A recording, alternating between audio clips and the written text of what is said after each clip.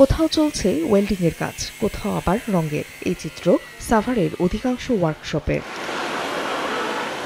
ঈদকে সামনে রেখে প্রতি বছর সড়কে পরিবহন সংকটের আশঙ্কা থাকে। এজন্য ত্রুটিপূর্ণ পরিবহনগুলোকে নতুনের মতো করে তুলতে দিনরাত কর্মব্যস্ততায় কাটছে শ্রমিকদের। পুরান গাড়ি, নতুন গাড়ি, অ্যাক্সিডেন্ট হওয়া গাড়ি, যত গাড়ি আছে আয়না ঠিক করা হয়। ঈদের সময় তো কাজের চাপ অনেক বেশি, এই কারণে রাত দিন সময় কাজ করতে দিতেছে।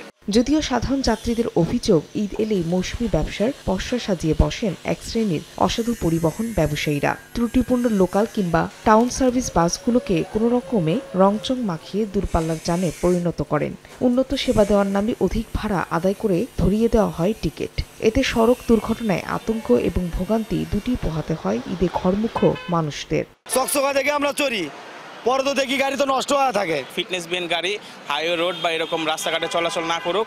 এদিকে অভিযোগ পেলে প্রয়োজনে অভিযান চালানোর কথা জানায় হাইওয়ে পুলিশ। ফিটনেস বিহীন গাড়ির বিরুদ্ধে আমাদের যে অভিযান, এটা চলমান থাকবে, যেন তারা অন্তত ফিটনেস বিহীন গাড়ি রাস্তায় না নামাতে পারে। সাভার বিআরটি এর অফিসের তথ্য মতে, জনবহুল এই অঞ্চলের সড়ক মহাসড়কে চলাচলরত অসংখ্য গণপরিবহনের 4 ভাগের প্রায় 1 ভাগই লক্কর ছক্কর।